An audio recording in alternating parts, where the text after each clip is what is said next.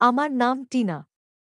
আমার ৫ বছরের মেয়েকে আমি সদ্য স্কুলে ভর্তি করিয়েছি। একদিন স্কুল থেকে ফিরে সে আমাকে বলল, মা, আজকে আমি ভ্যানে আসিনি, বাবা আমাকে গাড়িতে করে বাড়িতে নামিয়ে দিয়ে গেছে। মেয়ের কথা শুনে আমার আত্মা পর্যন্ত কেঁপে উঠল, আর আমার পায়ের নিচ থেকে মাটি সরে গেল। কেননা আমার স্বামীর তো আজ থেকে ২ বছর আগে হার্ট অ্যাটাকে মারা গেছে। তাই সত্যিটা জানার জন্য আমি মেয়ের স্কুল গেটের সিসিটিভি ফুটেজ দেখলাম। কিন্তু তাতে যা দেখলাম, তাতে আমার চোখ ফেটে বেরিয়ে যাওয়ার জোগাড় হল। কেননা আমার স্বামী তো আমার শৈশবের সেই পুরনো অন্ধকার অধ্যায় আজও আমার চোখে ভাসে। আমার সবকিছু স্পষ্ট মনে আছে, আমি কিছুতেই ভুলতে পারি না। কেউ কি তার সেই সময়কে ভুলতে পারে, যেখানে শুধু কষ্ট আর যন্ত্রণা ছাড়া কিছুই ছিল না? আমার বয়স তখন ১৫ বছর। হঠাৎ করেই আমার মা মারা গেলেন। আমাদের ফ্যামিলিতে আমরা ৩ জন ছিলাম, আমি, মা শারদা দেবী আর বাবা অজয়। আমি তাদের একমাত্র ও আদরের মেয়ে, তাই মা আমাকে খুব যত্নে রাখতেন। কিন্তু হঠাৎ করেই একদিন তাঁর শরীর খারাপ হয়ে গেল এবং তিনি আমাদের ছেড়ে চলে গেলেন। সত্যি বলতে কি, তিনি আমাকে একাই ছেড়ে গিয়েছিলেন। কেননা বাবা তো পরে আবার বিয়ে করে সঙ্গী পেয়ে গেলেন, কিন্তু আমি একা রয়ে গেলাম। মায়ের মৃত্যুর পরে শুরুতে বাবা আমায় খুব ভালোবাসতেন, আদর করতেন। কিন্তু সেই সময়টা বেশিদিন থাকল না, কেননা কয়েক মাসের মধ্যেই আমার জীবনে এক অচেনা নারীর আগমন ঘটে। বাবা আবার বিয়ে করলেন এবং আমার নতুন মা আমাদের জীবনে এসে পড়লেন। আমার স্পষ্ট মনে আছে, প্রথম যেদিন তিনি আমাদের বাড়িতে পা রেখেছিলেন, সেদিন তাঁর চোখে না ছিল আমার জন্য ভালোবাসা, না ছিল মমতা। যেন আমি তাঁর কিছুই না, শুধুই একটা বোঝা। সময় গড়ানোর সঙ্গে সঙ্গে এই জিনিসটা সত্যি প্রমাণ হতে লাগল। বাবাও বদলে যেতে শুরু করলেন। যিনি একসময় আমাকে প্রাণের চেয়ে বেশি ভালোবাসতেন, তিনি এখন তাঁর নতুন স্ত্রীর প্রতি পুরোপুরি মনোযোগ দিতে শুরু করলেন। যেন তিনি মেয়ের কথা একেবারেই ভুলে গেছেন। তাঁর চোখে ভালোবাসা এখন আর আমার জন্য না, বরং সেই নতুন নারীর জন্য ছিল। আমি নিঃশব্দে সবকিছু চুপচাপ দেখতাম। বাবা এখন আমার নতুন মায়ের সঙ্গে হাসতেন, একসাথে খেতেন, তার সঙ্গে সময় কাটাতেন। আর আমি একা আমার কম্বলের মধ্যে সিঁটিয়ে পড়ে থাকতাম। আমার মা কখনো আমাকে একা ছেড়ে দেননি। মায়ের মৃত্যুর পর বাবা সেই শূন্যতা পূরণ করেছিলেন, কিন্তু দ্বিতীয় বিয়ে করার পরে তিনি আমায় পুরোপুরি একা ফেলে দিলেন। এরপরে যখন সেই মহিলার গর্ভে বাবার দ্বিতীয় সন্তান জন্মাল, তখন আমার অবস্থান এই বাড়িতে যেন একটা দাসীর মতো হয়ে গেল। ১ বছরের মধ্যেই তাদের একটি ছেলে সন্তান হয়। আর সেই থেকেই বাড়ির সব কাজের দায়িত্ব আমার কাঁধে এসে পড়ে, বাসন মাজা, কাপড় ধোয়া, ঝাঁট দেওয়া, এমনকি রান্নাও। সব কাজ আমাকেই করতে হতো। সৎ মা নিজের ছেলেকেও আমার দায়িত্বে ছেড়ে দিতেন। ছেলেটাকে সামলানো, তাকে স্নান করানো, রাতে জেগে তার দেখভাল করা, আর দিনের বেলা পুরো বাড়ির কাজ, সব যেন আমার দৈনন্দিন জীবন হয়ে গিয়েছিল।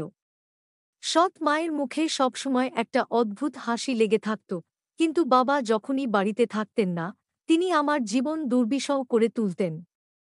তার মুখের কথাগুলো আমার বুকে ছুরির মতো বিদ্ধ। তিনি বলতেন, তুই বড়ই অপয়া, তুই তোর মাকে খেয়ে ফেলেছিস, আমরা তো দয়া করে তোকে রাখছি, না হলে তোকে রাস্তার পড়ে থাকতে হতো। একবার বাবার সামনে সাহস করে সৎ মায়ের নামে অভিযোগ জানাতে চেয়েছিলাম। তখন তিনি কাঁদতে কাঁদতে বাবার পাশে বসে বললেন, দেখেছ, তোমার মেয়ে কেমন আমার ওপর দোষ দিচ্ছে। বাবা আমায় কাছে ডেকে বললেন, তুমি মিথ্যে বলছো কেন? সৎ মাও বললেন, হ্যাঁ, ও খুব মিথ্যে কথা বলে, ওকে নিয়ন্ত্রণ করো, না হলে ও আমাদের নাম ডুবিয়ে ছাড়বে। তাঁর কান্নাকাটি দেখে বাবা আমার গালে এক চড় বসিয়ে দিলেন। আর বললেন, এরপর থেকে আর কখনো মায়ের নামে আমার কাছে অভিযোগ আনবি না। সে তোর জন্য কত কিছু করে মা হয়ে তোকে বড় করছে, আর তুই তার নামে অপবাদ দিচ্ছিস। সেই দিন থেকেই আমার হৃদয়ে গভীর এক আফসোস জন্ম নিল।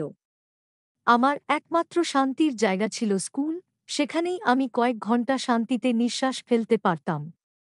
আমার মতো মেয়েদের হাসতে দেখে কষ্ট হলেও নিজেকে বুঝ দিতাম, যে একদিন হয়তো আমার জীবনও বদলে যাবে। কিন্তু সেই দিনটি কখনোই এলো না। এখন আমার বয়স ১৭ বছর। একদিন স্কুল থেকে ফেরার পথে কয়েকজন ছেলে রাস্তায় দাঁড়িয়ে উল্টোপাল্টা কথা বলতে শুরু করল। আমি সামনে এগোনোর চেষ্টা করতেই তারা আমার পথ আটকে দিল। আমি খুব ভয় পেয়ে গেলাম এবং পেছনে তাকিয়ে দেখলাম কেউ নেই। হঠাৎ একটা গলা ভেসে এলো, এই, ওকে হাত লাগাবি না, নাহলে হাত ভেঙে দেব। পেছনে ফিরে দেখি সুবীর। সে ছেলেগুলিকে ধাক্কা দিয়ে আমাকে আড়াল করে দাঁড়াল। এরপর সে ছেলেগুলিকে এমনভাবে তাড়িয়ে দিল যেন তার কাছে এটা কোনো ব্যাপারই না। যখন আমি তার দিকে ফিরে তাকালাম, তখন তার চোখে এমন কিছু ছিল যা আমার হৃদয়কে অদ্ভুত এক শান্তি এনে দিল। আমি চোখ নামিয়ে নিলাম, কিন্তু আমার হৃদয় যেন প্রথমবার কোনো এক অজানা ধকধকানিকে অনুভব করল। সেই দিনের পর থেকে সে প্রায়ই আমার স্কুলের টাইমে পথে এসে দাঁড়াত। কখনো দূর থেকে হ্যালো বলতো, আবার কখনো গাছের ছায়ায় দাঁড়িয়ে আমার দিকে তাকিয়ে থাকত। একদিন শেষমেশ জিজ্ঞেস করেই ফেলল, কেমন আছো? আমি একটু লজ্জা পেয়ে জবাব দিলাম, ভালো আছি। সে হেসে বলল, হাসলে তোমাকে খুব সুন্দর দেখাও। সেই দিন আমি সারাদিন আয়নার সামনে দাঁড়িয়ে ভাবছিলাম, সত্যিই কি হাসলে আমাকে সুন্দর লাগে, নাকি সে শুধুই আমার সঙ্গে মজা করছিল। কিন্তু এইসব মুহূর্ত যেন এক স্বপ্ন হয়েই রয়ে গেল, কেননা কয়েকদিন পরেই সৎমা আমাকে ঘুম থেকে তুলে বলল, আজ থেকে স্কুল যাওয়া বন্ধ। আজ থেকে বাড়ির সব কাজ তোর, পড়াশোনার স্বপ্ন দেখা বন্ধ কর। আমি কিছু বলতে যাচ্ছিলাম, তখনই সে আমার চুলের মুঠি ধরে টানতে টানতে রান্নাঘরে নিয়ে গিয়ে বলল, আজকে রাতের রান্না তোকেই করতে হবে। আমি কাঁদছিলাম, কিন্তু বাধ্য হয়ে বাড়ির সব কাজ করতে লাগলাম। সন্ধ্যায় বাবা যখন বাড়ি এলেন, তখন তিনি জিজ্ঞেস করলেন, তুই আজ স্কুলে গেলি না কেন?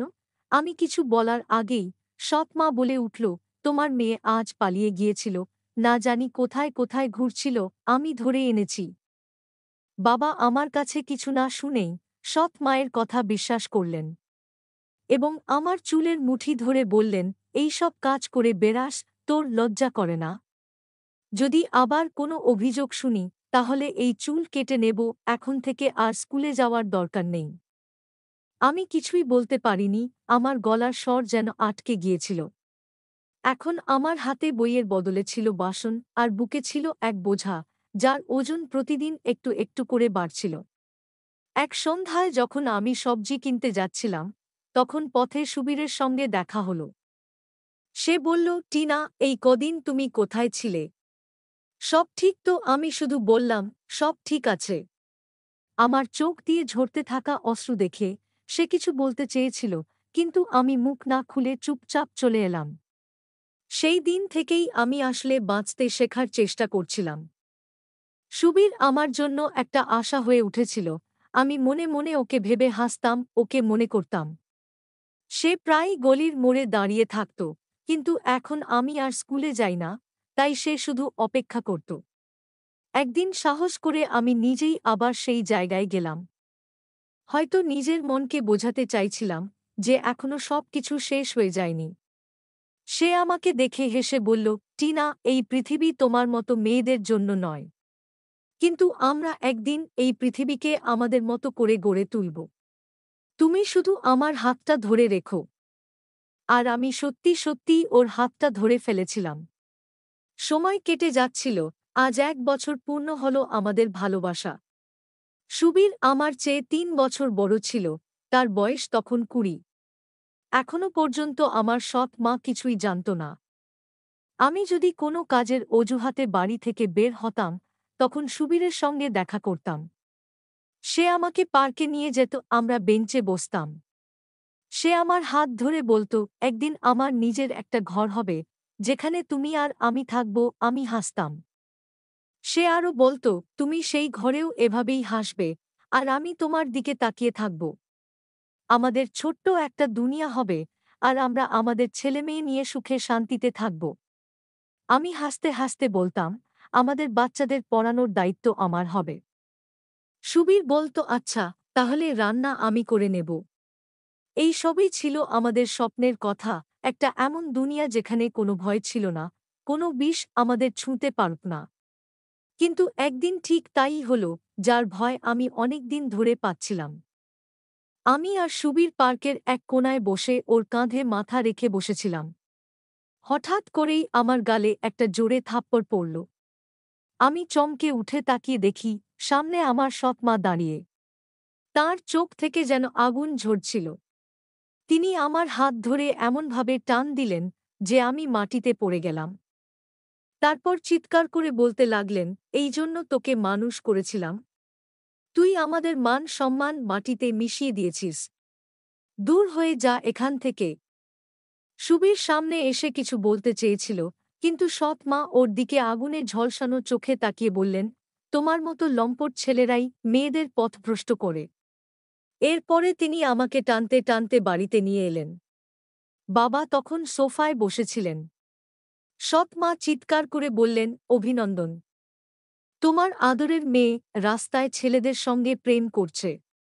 এখন হয় ওকে বাড়ি থেকে বার করো, না হয় আমায়। বাবা কিছু না বলে চটি খুলে ছুঁড়ে মারলেন এবং চিৎকার করে বললেন, চলে যা আমার বাড়ি থেকে। তুই আমার মুখে চুনকালি মেখে দিয়েছিস। এখনই বের হও, তোর মুখও আমি আর দেখতে চাই না।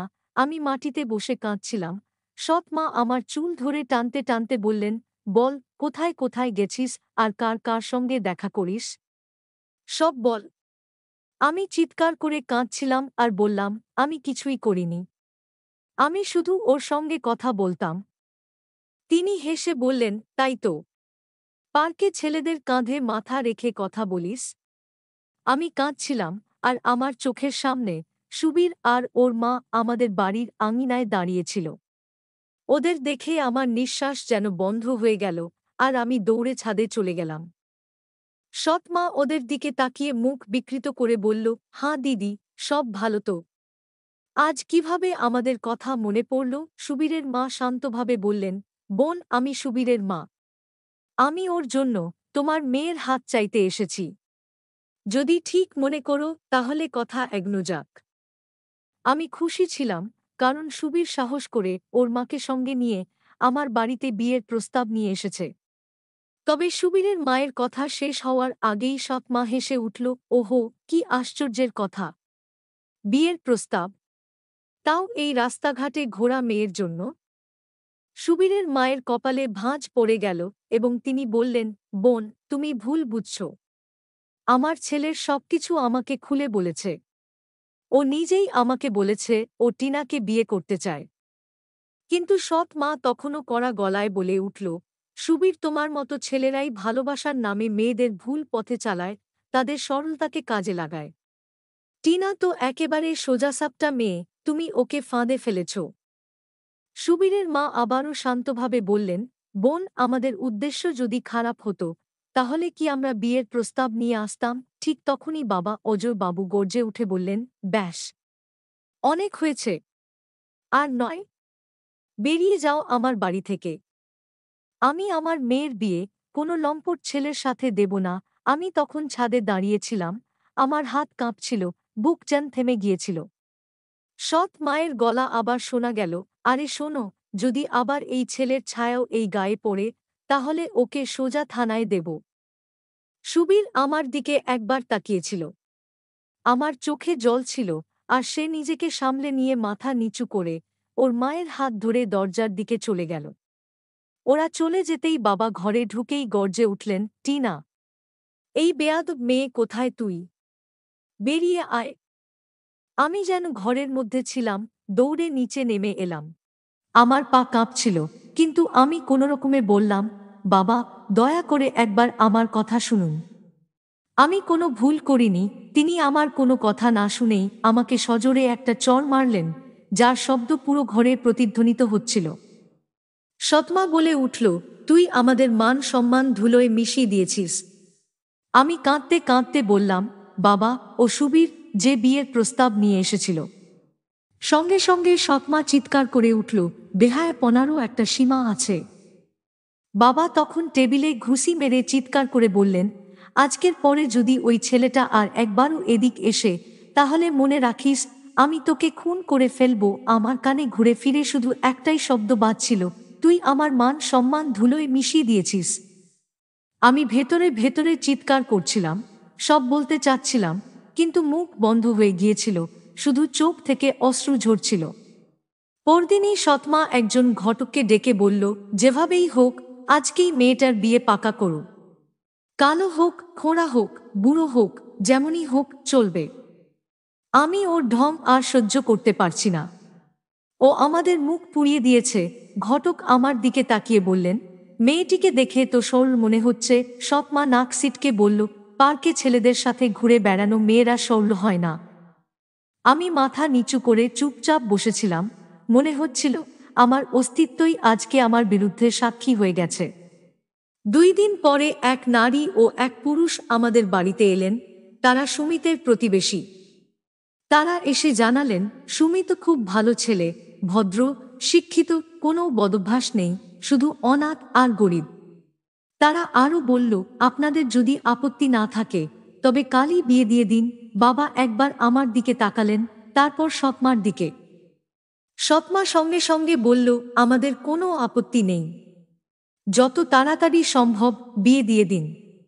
আমি কিছু বলতে চেয়েছিলাম, কিন্তু গলায় যেন কিছু আটকে গিয়েছিল। আমি ঘরে গিয়ে দরজা বন্ধ করে একটা কাগজে মনের ভিতরের কথা লিখতে লাগলাম। সুবীর, আজ আমি শেষবারের মতো তোমাকে এই চিঠি লিখছি। যদি কখনো আমার নীরবতা তোমাকে কষ্ট দিয়ে থাকে তাহলে আমাকে ক্ষমা করে দিও। আমি তোমার সাথেই জীবন কাটানোর স্বপ্ন দেখেছিলাম, কিন্তু জীবন শুধু স্বপ্নে চলে না, বাস্তবতারও একটা নিষ্ঠুর রূপ আছে। আর আমার বাস্তবতা হলো, আমি এখন অন্য কারো হতে চলেছি। তুমি খুবই ভালো, কিন্তু আমার ভাগ্যে বোধহয় কেবলই যন্ত্রণা লেখা। আমার জন্য প্রার্থনা করো, যেন যার সাথে আমার নাম জুড়তে চলেছে তিনি অন্তত আমাকে সম্মান দেন। আর আমি সারা জীবন তোমার ভালো থাকার প্রার্থনা করে যাব। ইতি, তোমার টিনা। আমি চিঠিটা ভাঁজ করে আমার প্রতিবেশী রমার হাতে দিলাম এবং বললাম, যেভাবেই হোক এটা যেন সুবীরের হাতে পৌঁছে দেয়। বিয়ের রাতে আমি এত কেঁদেছিলাম যে আর কাঁদার শক্তিও অবশিষ্ট ছিল না। সাধারণ কাপড় পরে আমি ঘরের একপাশে বসেছিলাম। দীপক এসে চুপচাপ আরেক কোণে বসে গেল। কিছু সময় চুপ থাকার পর বলল, আমি জানি তোমার মন অন্য কেউ ছিল, হয়তো এখনো আছে, কিন্তু আমি জোর করে কারো মনের ওপর অধিকার পেতে চাই না। আমি কিছুক্ষণ চুপ থেকে তারপর বললাম, সুমিত, আমি তোমাকে মন থেকে মেনে নিয়েছি, শুধু একটু সময় দিও। তোমার প্রতি আমার কোনো অভিযোগ নেই, কোনো অভিমান নেই, শুধু এই ভাঙা সত্তাটাকে গুছিয়ে নিতে একটু সময় চাই। সে ধীর গলায় বলল, আমার কোনো তাড়া নেই। তুমি আমার ভাগ্য, আর আমি আমার ভাগ্যের জন্য প্রতীক্ষা করতে জানি। আমি প্রথমবার কোনো পুরুষের চোখে নিজের জন্য শ্রদ্ধা আর ভালোবাসা দেখলাম।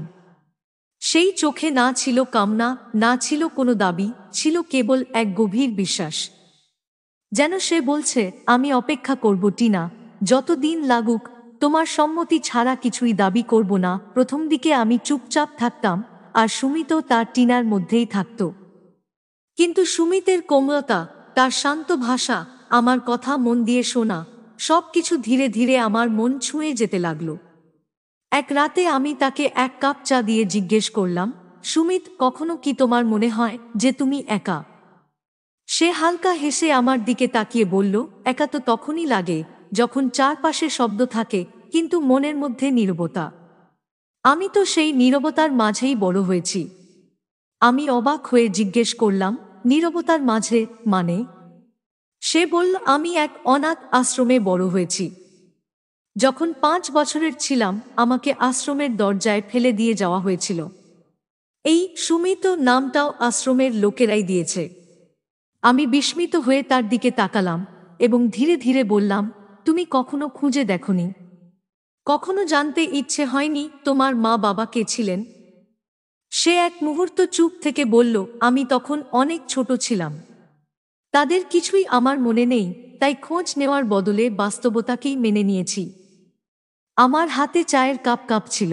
আমি চোখ নামিয়ে শুধু এটুকুই বলতে পারলাম যে আমি তোমার সম্পর্কে খুব কম জানতাম, কিন্তু আজ যা জানলাম তাতে আমার চোখে তোমার সম্মান অনেক বেড়ে গেল। সে চোখ নামিয়ে কোমলভাবে বলল, আমি বড় কেউ নই, শুধু যত দুঃখ পেয়েছি ততই চুপ হয়ে গেছি।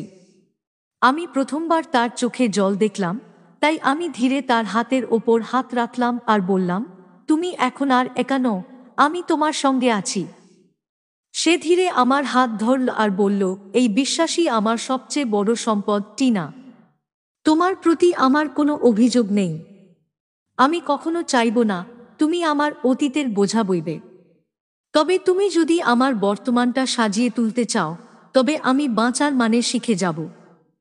আমি চোখ নামিয়ে বললাম, ভালোবাসা কখনো সময় দেখে আসে না, আসে অনুভব থেকে। তুমি আমাকে সম্মান দিয়েছ, আমার কষ্ট বোঝার চেষ্টা করেছ, তাই এর পরে মনের ঝুঁকে যাওয়াই তো স্বাভাবিক। আমি তোমার প্রতি বিশ্বস্ত থাকতে চাই, তোমার জীবনকে ভালোবাসায় ভরিয়ে দিতে চাই, আর তোমার জন্য এক প্রার্থনা হয়ে বেঁচে থাকতে চাই। সেই মুহূর্তে শুধু হৃদয় থেকে হৃদয় বুঝে গিয়েছিল যে এটা আর শুধু এক সম্পর্ক নয়, এটা এক নতুন যাত্রার শুরু, যেখানে ভালোবাসা, বিশ্বাস আর দুইটা ভাঙা মনকে জোড়া লাগানোর ইচ্ছে থাকবে। আমাদের ভালোবাসা কবে গড়ে উঠেছিল তা টেরও পাইনি। যেন সব অনুভব ছিল নিঃশব্দ, আর সব প্রতিশ্রুতি ছিল চোখের ভাষায় বলা। আর তারপর ঠিক পরের মাসেই সেই সুখবর এল, যা আমার ভিতর এক নতুন জীবনের গন্ধ এনে দিল। আমি প্রেগন্যান্ট হলাম। এই খবর যেন এক শুনশান নীরবতার মাঝে আনন্দ এনে দিল। সুমিত খবরটা শুনে এক মুহূর্ত চুপ করে থাকল, তারপর আমার কোলে মাথা রেখে ধীরে বলল, টিনা, আমি এখন শুধু তোমাকেই নয়, তোমাদের দুজনকেই ভালোবাসি। সেই দিনগুলোয় ও আমাকে কোথাও যেতে দিত না। কাজে গেলেও বারবার ফোন করে জিজ্ঞেস করত, খেয়েছ তো? শরীর ঠিক আছে তো? 9 মাসে পরে যখন আমাকে হাসপাতালে নেওয়া হয়, তখন সে সারাক্ষণ আমার পাশে বসেছিল। আমার হাত ধরে বলতে লাগলো, জানো টিনা, আজ প্রথমবার ভয় লাগছে। মনে হচ্ছে কিছু হারিয়ে ফেলবো না তো। আমি শুধু প্রার্থনা করছি, তুমি আর আমাদের বাচ্চা যেন ভালো থাকে। তারপর সেই মুহূর্ত এল, যখন আমার মেয়ে আমার বুকে মাথা রেখে নিঃশ্বাস নিচ্ছিল, আর সুমিতের চোখ দিয়ে অনবরত জল পড়ছিল। সে আমার কপালে চুমু খেয়ে বলল, এই মুহূর্তটা আমি আজীবন মনে রাখব। টিনা, আজ মনে হচ্ছে আমি সম্পূর্ণ হয়ে গেছি। সব কিছু ঠিকঠাক চলছিল। জীবন এক ভালোবাসায় ভরা পরিধির মধ্যে ঘুরপাক খাচ্ছিল। কিন্তু হঠাৎ এক রাতে তার বুকে ব্যথা শুরু হলে সে বুকে হাত দিয়ে বলল, টিনা, মনে হচ্ছে বুকের ভেতর কিছু বিঁধে গেছে। এই কথা শুনে আমার মাথার উপর যেন আকাশ ভেঙে পড়ল। আমি তৎক্ষণাৎ ওকে হাসপাতালে নিয়ে গেলাম। পুরো রাস্তায় ও আমার হাত ধরে বারবার বলছিল, আমার মেয়েটার খেয়াল রেখো টিনা। আমি কাঁদতে কাঁদতে চিৎকার করছিলাম, কিন্তু তার হাত ধীরে ধীরে নিস্তেজ হয়ে এলো। আর তারপর এমন এক নীরবতা নেমে এলো, যা হয়তো আমার পুরো জীবনে আর কাটবে না। কয়েকদিনও পার হয়নি, আমার চোখের জল ও শুকাতে পারেনি, ঠিক তখনই ফোন এল। ওপাশে ছিল আমার সৎ মা। তিনি বললেন, শুনেছি তোর বর মরে গেছে, এখন আবার এ বাড়ি ফেরার স্বপ্ন দেখিস না। আমরা তোকে বিদায় দিয়ে আমাদের দায়িত্ব শেষ করেছি। এখন তুই আর তোর মেয়ে যেখানে খুশি যা, কিন্তু আমাদের এখানে মুখ দেখাবি না। আমি চুপ করে মেয়েকে বুকের সঙ্গে জড়িয়ে ধরে ভাবছিলাম, এখন জীবন আমাকে কোথায় নিয়ে যাবে। তবে এটাও ঠিক, আমি আমার মেয়েকে এমন একজন নারী করে তুলব, যে কারো সামনে মাথা নিচু করবে না, চোখে চোখ রেখে নিজের কথা বলবে। শুরুর দিনগুলোতে কিছুই বুঝতে পারতাম না। না খাওয়ার চিন্তা ছিল, না পড়ার, শুধু মনুকে কোলে নিয়ে বসে থাকতাম আর সুমিতের শেষ কথাগুলো মনে করতাম, আমার মেয়েটা যেন তোমার মতো শক্ত হয়। তারপর সময়ের সঙ্গে সঙ্গে আমি নিজেকে সামলে নিয়েছি। নিজের কাজ করতে শুরু করলাম, রান্না করতেও শুরু করলাম। মেয়েকে কোলে নিয়ে আমি একের পর এক দরজায় গিয়েছি এবং একটা পুরনো সেলাই মেশিন কিনে পাড়ার মহিলাদের বললাম, আপনাদের ছেলে মেয়েদের জামাকাপড় আমার কাছে সেলাই করিয়ে নিন, আমি কম পয়সা নেব আর কাজটাও ভালো করে দেব। শুরুর দিকে 1-2 জন মহিলা এলেন, কেউ ওড়না দিল, কেউ শাড়ির পেটিকোট, কেউ ব্লাউজ। তারা বলল, টিনা দিদি, আপনার সেলাইটা খুব সুন্দর হয়। আমি চুপচাপ থাকতাম আর দিনরাত শুধু সেলাইয়ের মধ্যেই ডুবে থাকতাম। এভাবেই 4 বছর কেটে গেল। মুনু এখন 4 বছরের হয়েছে। আমি মন শক্ত করে পাড়ার কাছাকাছি একটা স্কুলে ওকে ভর্তি করিয়ে দিলাম। ভর্তি ফর্ম পূরণ করার সময় বাবার নাম এর ঘরে পৌঁছে হাত কাঁপতে লাগল। আমি চোখ মুছে ফর্ম জমা দিলাম আর মুনুর ছোট্ট হাত ধরে স্কুলের গেটের সামনে দাঁড় করিয়ে দিলাম। ও আমার দিকে তাকিয়ে বলল, মা আমি রোজ স্কুলে যাব তাই না? আমি মাথা নেড়ে বললাম, হ্যাঁ মা, রোজ যাবে, পড়বে, বড় হবে। ও বলল, তাহলে আমিও তোমার মতো বড় হয়ে কাজ করব। আমি ওকে আদর করে বললাম, না সোনা, তুমি মায়ের মতো নয়, তুমি মায়ের থেকেও অনেক বড় হবে। স্কুলের প্রথম দিন ছুটি হওয়া পর্যন্ত আমি বাইরে দাঁড়িয়ে রইলাম। ও যখন বেরোল তখন যেন আনন্দের ডানা মেলেছিল। ও বলল, মা আজ টিচার আমাকে স্টার দিয়েছে, বলেছে মুনু খুব বুদ্ধিমান মেয়ে। আমি মনে মনে বললাম, তোকে তো বুদ্ধিমান হতেই হবে মা। রাতে সে বই খুলে বলতো, মা এটা আমাকে পড়াও না। আমি ক্লান্ত হলেও ওর কণ্ঠস্বর শুনে যেন বেঁচে উঠতাম। এরপর প্রতিদিন আমি ওকে তৈরি করে দিতাম আর ও স্কুলে যেত। সেই দিন মুনু স্কুল থেকে ফিরে এল, চেহারায় এক অদ্ভুত হাসি। জুতো খুলে দুষ্টুমির ভঙ্গিতে আমার পাশে এসে বসল। আমি সেলাই বন্ধ করে বললাম, কি হয়েছে রে, আজ এত খুশি কেন? সে আস্তে করে বলল, মা জানো আজ আমার সাথে বাবা দেখা করতে এসেছিলেন। তার কথা শুনে আমার হাত থেকে সুতোর গুটিটা পড়ে গেল আর এক মুহূর্তের জন্য মনে হলো যেন আমার হৃদস্পন্দন থেমে গেছে। আমি ভয়ে কেঁপে উঠে বললাম, তুই এসব কি বলছিস? সে নিষ্পাপ মুখে বলল, হ্যাঁ মা, বাবা এসেছিলেন। সে আরও বলল, বাবা স্কুলের গেটের কাছে দাঁড়িয়েছিল। ছুটি হলে আমি যখন বাইরে বেরোলাম তখন আমাকে ডেকে বললেন, মুনু মা। তারপর আমার কাছে এসে বললেন, আমি নাকি অনেক বড় হয়ে গেছি। তারপরে জিজ্ঞেস করলেন, আমি কি কি আঁকতে পারি। আমি বললাম, না আমি তো আঁকতে পারি না। তখন তিনি বললেন, আমি তোমাকে শিখিয়ে দেব। আমি বললাম, মা রাগ করবে। তিনি বললেন, না না, মাকে কিছু বলতে নেই, এটা আমাদের দুজনের গোপন কথা। মেয়ের মুখে এসব শুনে আমি আচমকা ওর হাতটা চেপে ধরে বললাম, মুনু সে কি তোকে ছুঁয়েছিল, কিছু করেছিল? সে হেসে উঠল আর বলল, না মা, সে তো শুধু কথা বলছিল। আর কিছুক্ষণ পর চলে গেল। আমি চরমভাবে উদ্বিগ্ন হয়ে পড়লাম। সারা দিন আমার অস্থির লাগছিল। পরদিন সকালে আমি মুনুর সঙ্গে স্কুলে গেলাম। স্কুল গেটে দাঁড়ানো দারোয়ানকে জিজ্ঞেস করলাম, এখানে কি অচেনা কেউ আসে? যে কোনো বাচ্চাদের সঙ্গে কথা বলে সে বলল, না ম্যাডাম, এমন কেউ আসে না, সব বাচ্চারই বাবা মা নিতে আসে। আপনি কার কথা বলছেন? আমি কোনো উত্তর না দিয়ে সোজা স্কুলের প্রিন্সিপালের অফিসে চলে গেলাম। দরজা খুলে বললাম, ম্যাডাম আমি মুনুর মা, আপনার সঙ্গে খুব জরুরি একটা কথা আছে। আপনি কি গেটের সিসিটিভি ফুটেজ আমাকে দেখাতে পারেন? তিনি অবাক হয়ে আমার দিকে তাকিয়ে বললেন, কেন, কি হয়েছে ম্যাডাম? আপনি যদি চান আমাদের বলুন, আমরা আপনাকে সাহায্য করব। আমি গভীর শ্বাস নিয়ে বললাম, মেয়ে বলছে তার মরে যাওয়া বাবা তার সঙ্গে দেখা করতে এসেছিল। প্রিন্সিপাল চমকে আমার দিকে তাকালেন এবং বললেন, মরে যাওয়া বাবা মানে? আমি বললাম, হ্যাঁ, আমার স্বামীর মৃত্যুর 4 বছর আগে হয়েছে। আর এখন কেউ এসে আমার মেয়েকে মা বলে ডাকছে।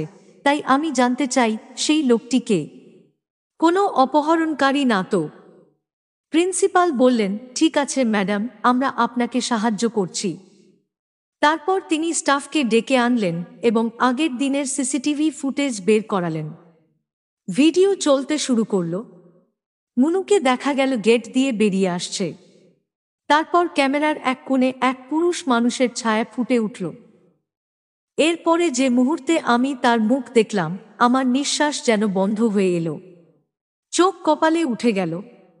কেননা সে আর কেউ নয়, সুবীর। ঠিক সেই মুখ, সেই চোখ, একটুও বদলায়নি। সে মুনুর দিকে ঝুঁকে কিছু বলল, তারপরে হেসে উঠল আর কিছু একটার দিকে হাতের ইশারা করল। পরদিন আমি ছুটি হওয়ার আগেই স্কুলের বাইরে পৌঁছে গেলাম আর গেটের পাশে দেয়ালের আড়ালে দাঁড়িয়ে রইলাম। যেই না ছুটির ঘণ্টা বাজল, বাচ্চারা একে একে বেরোতে লাগলো আর তারপর সে এলো আর গেট থেকে কিছুটা দূরে গিয়ে দাঁড়ালো।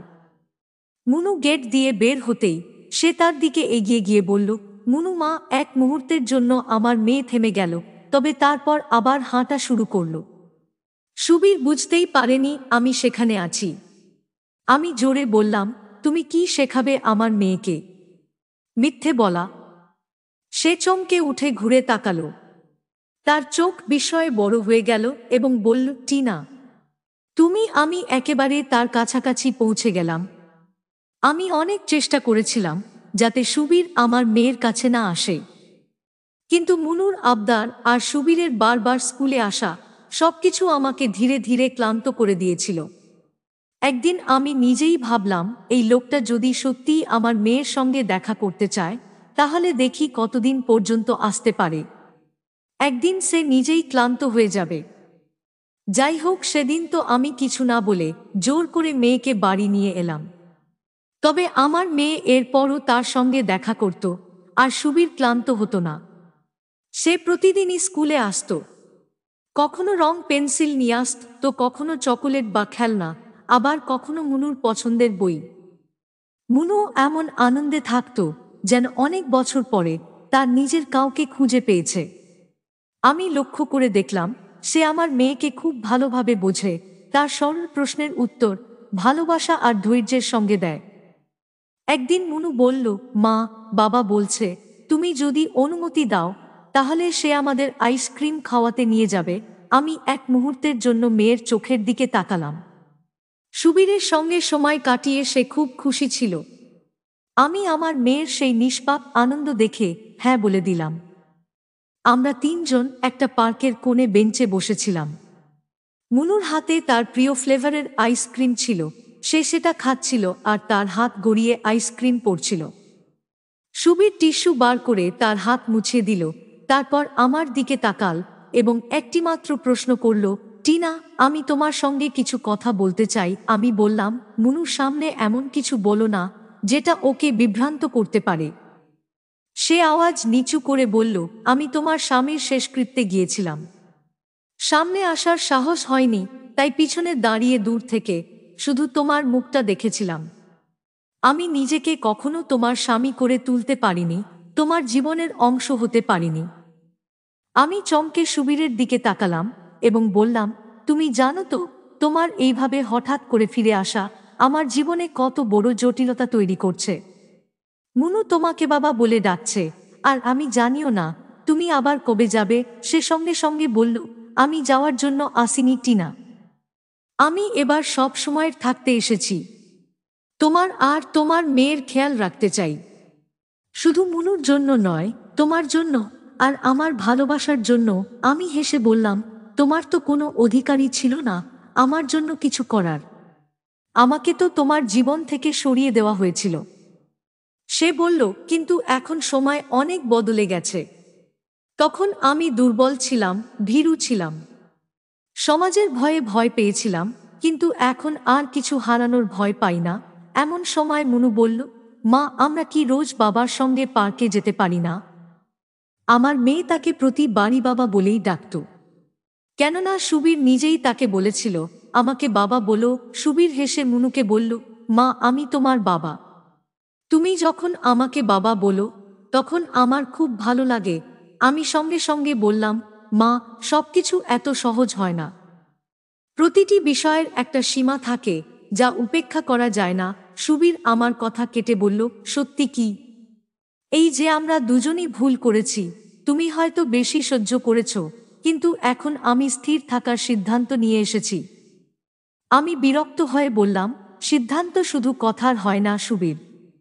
সিদ্ধান্তের সঙ্গে পুরনো সময়ের বোঝাও থাকে, আর সেই বোঝা বহন করা সব মানুষের পক্ষে সম্ভব নয়। সে বলল, তুমি যদি আমার পাশে থাকো তাহলে আমার পক্ষে সবকিছুই সহজ হয়ে যাবে, সবকিছু সম্ভব হয়ে যাবে। আমি নেহার দিকে তাকালাম। সে তখন বেঞ্চের পেছনে কিছু খুঁজছিল।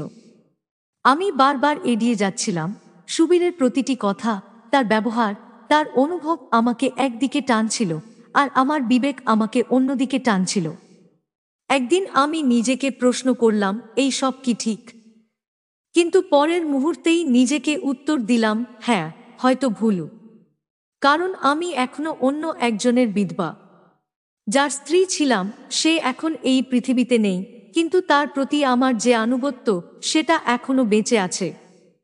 কিন্তু সুবীরের উপস্থিতি যেন ধীরে ধীরে আমার সেই বহু বছরের বিশ্বাস, সেই স্বামীর প্রতি আনুগত্য সবকিছু শেষ করে দিচ্ছিল। সে প্রতিদিন সন্ধ্যাবেলায় দরজায় টোকা দিত আর বলতো, টিনা, মুনুকে নিয়ে চলো কোথাও ঘুরতে যাই। আর আমি এই অজুহাতে তার সঙ্গে বেরিয়ে পড়তাম। একদিন আমি তাকে জিজ্ঞেস করলাম, তোমার কি সত্যিই আমার প্রতি সহানুভূতি আছে নাকি অন্য কিছু? সে একদম গম্ভীর হয়ে বলল, টিনা, সহানুভূতি শিশুদের প্রতি দেখানো হয়, কিন্তু আমি তোমার পাশে থাকতে চাই, তোমার সঙ্গে প্রতিদিন প্রতিটি মুহূর্ত থাকতে চাই। আমি কঠোর স্বরে বললাম, এই সব কিছু এত সহজ নয় সুবীর। আমি প্রতিদিন আমার মৃত স্বামীর আত্মার শান্তির জন্য প্রার্থনা করি, আর সন্ধ্যাবেলায় তোমার সঙ্গে বসে চা খাই। তুমি কি ভাবো এই সব কিছু আমার জন্য সহজ? সে বলল, তাহলে কি তুমি এই সবই বাধ্য হয়ে করছো? আমি চুপ করে গেলাম। সে আমার হাতের দিকে তাকিয়ে বলল, এই হাত আমি ধরিনি, তুমি নিজেই এগিয়ে দিয়েছিলে টিনা। তোমার নিজের সঙ্গে লড়াই করার দরকার নেই, আমি তোমাকে কোনো কিছুতেই জোর করছি না। সেই রাত আমি ঘুমাতে পারিনি, কেবল এপাশ ওপাশ করতে থাকলাম। স্বামীর স্মৃতি, তার কথা, তার সঙ্গে কাটানো প্রতিটি মুহূর্ত যেন মনে হচ্ছিল কোনো সিনেমার মতো আমার চোখের সামনে ঘুরে বেড়াচ্ছে। একই সঙ্গে সুবীরের উপস্থিতি, তার কথা, তার নীরবতা, তার সাহায্য করা, মেয়েকে ভালোবাসা, সবকিছুই যেন সেই সিনেমারই একটা অংশ হয়ে উঠেছিল। সকালে উঠে আমি নিজেকে জিজ্ঞেস করলাম, সত্যিই কি আমি খুব বড় একটা পাপ করছি? তখনই মনু আমার কাছে এল আর আমাকে জড়িয়ে ধরে বলল, মা, বাবা বলেছে আজকে আমাদের সঙ্গে খাবে। তুমি একবার বলো না মা, তাকে আমাদের সঙ্গে থাকতে। আমি তার মুখের দিকে তাকালাম। তার চোখে যে আনন্দ ছিল সেটা আমি বহু বছর ধরে দেখিনি। কিন্তু আমার মন ভেতরে ভেতরে বলছিল, আমি কি ভুল করছি? দুপুরে সুবীর এলো। সে কিছু বলার জন্য মুখ খুলছিল, ঠিক তখন আমি বললাম, কখনো কখনো হৃদয়ের দরজায় বসে থাকা কোনো পথিককে শুধু এই ভেবে ফেরত পাঠানো হয় যে সে একজন অতিথি, যদিও সে থাকার জন্যই এসেছিল। সে বলল, আর যদি সেই অতিথি কোনো দিন দরজায় টোকা না দিয়ে চুপচাপ বসে থাকে তাহলে? আমি বললাম, তাহলে হয়তো তার হৃদয়ে অপমানের ভয় থাকে। সে হেসে বলল, টিনা, আমি কি ভিতরে আসতে পারি? আমি কয়েক মুহূর্ত ভেবে বললাম, এখন হয়তো অনেক দেরি হয়ে গেছে, কেননা তুমি তো ইতিমধ্যেই ভিতরে চলে এসেছ। শুধু আমি তোমাকে গ্রহণ করতে একটু সময় নিচ্ছি। সে কোনো উত্তর দিল না, চুপচাপ সেখানেই বসে রইল, যেন আর কোথাও যাওয়ার নেই তার। আমি মনে মনে আমার মৃত স্বামীর আত্মার কাছে বললাম, আমি তোমার প্রতি আমার কর্তব্য পালন করেছি, কিন্তু এখন হয়তো আমার নিজের প্রাপ্য বুঝে নেওয়ার সময় এসেছে। আমার বাঁচার, হাসার আর সেই সব অনুভব করার যা এত বছর ধরে চাপা দিয়ে রেখেছিলাম। কয়েকদিন পরে যখন সে এলো তখন তাকে যেন অন্যরকম লাগছিল। তাই আমি জিজ্ঞেস করলাম, কি হয়েছে? সে চোখ নামিয়ে বলল, পণ্ডিতজির সঙ্গে কথা বলতে গিয়েছিলাম। আমি অবাক হয়ে বললাম, কোন বিষয়ে?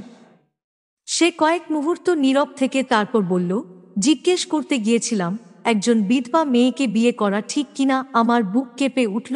আমি চোখ সরিয়ে নিলাম আর বললাম, পণ্ডিতজি কি বললেন? সে ধীরে ধীরে বলল, তিনি বললেন, এটা তো খুবই মহৎ কাজ। যদি তুমি কাউকে আশ্রয় দিতে চাও তাহলে এর চেয়ে বড় পুণ্যের কাজ আর কিছুই হতে পারে না। বিধবা হোক বা অবিবাহিতা, যদি সে একা থাকে তবে তাকে সঙ্গ, সুরক্ষা আর ভালোবাসা দেওয়ার সবচেয়ে উপযুক্ত পথ হল বিয়ে। আমি কিছুক্ষণ চুপ করে থাকলাম। মনে হচ্ছিল যেন বহু বছর পর কোনো এক বন্ধ দরজা খুলতে চলেছে। মুনু তখন বাইরে উঠোনে খেলছিল। হঠাৎ সে দৌড়ে এসে আমার গলা জড়িয়ে ধরে বলল, মা, জানো, আমি প্রার্থনা করছিলাম ভগবান যেন আমার বাবা ফিরিয়ে দেন। আমি তার মাথায় হাত বুলিয়ে দিলাম। ঠিক তখনই সুবীর দরজার হেলান দিয়ে দাঁড়িয়ে বলল, মুনু, যদি তোমার মা অনুমতি দেন তাহলে আমি সত্যিই তোমার বাবা হতে পারি। মুনু সঙ্গে সঙ্গে বলল, যদি মা হ্যাঁ বলেন তাহলে আমি প্রতিদিন প্রার্থনা করব যেন তুমি কখনো আমাকে ছেড়ে না যাও। সুবীর আমার মেয়ের কাছে প্রতিশ্রুতি দিয়েছিল আর শপথ করে বলেছিল, আমি কখনো তোমাদের ছেড়ে যাব না। সব সময় তোমাদের সঙ্গেই থাকব। আমিও ধীরে ধীরে নিঃশব্দে মনে মনে বললাম, ঈশ্বর যদি চান তাহলে এইভাবেই সব সত্যি হোক। পরদিন আমি আর সুবীর মন্দিরে গিয়ে বিয়ে করেছিলাম। বিয়েটা খুবই সাধারণভাবে সম্পন্ন হয়েছিল। সুবীর অগ্নিকে সাক্ষী রেখে প্রতিজ্ঞা করেছিল যে আমি আমার স্ত্রী আর মেয়েকে সারা জীবন নিরাপত্তা দেব, তাদের সারা জীবন ভালোবাসা আর স্নেহে ভরিয়ে রাখব। আমাদের জীবনে এক নতুন অধ্যায় শুরু হয়েছিল, আর খুশিতে আমার মেয়ে তালি দিচ্ছিল। সুবীর এসে তাকে কোলে তুলে নিল আর বলল, এখন থেকে আমরা তিনজন একসাথেই থাকব। সোনা, সেই মুহূর্তে আমি প্রথমবার অনুভব করেছিলাম জীবন যেন আবার আমার হাত ধরেছে, এবার দৃঢ়ভাবে, নিরাপদে আর সুবাসে ভরপুর এক বিশ্বাস নিয়ে। আমার হৃদয়ে যে অপরাধবোধ ছিল সেটা কোথাও হারিয়ে গিয়েছিল। আমি আগে ভাবতাম আমি বুঝি আমার মৃত স্বামীর সঙ্গে বিশ্বাসঘাতকতা করছি, কিন্তু আমার মেয়ের আনন্দ তো এই পথেই সম্ভব ছিল। সুবীর আমাকে আর আমার মেয়েকে নিজের বাড়িতে নিয়ে এসেছে। সেখানে আমরা খুব সুখে দিন কাটাচ্ছি। আমার মেয়ে কখনোই এতটা খুশি থাকত না যতটা সে সুবীরের সঙ্গে থাকে। সে একজন বাবার সঙ্গ চাইত, যেটা সে সুবীরের কাছ থেকে পেয়েছে। বন্ধুরা, আশা করি তোমাদের আমার গল্পটি পছন্দ হয়েছে। যদি গল্পটি ভালো লেগে থাকে তাহলে ভিডিওটিতে লাইক ও শেয়ার করুন বন্ধু বান্ধব আত্মীয় পরিজনদের সাথে। ধন্যবাদ। জয় শ্রীকৃষ্ণ।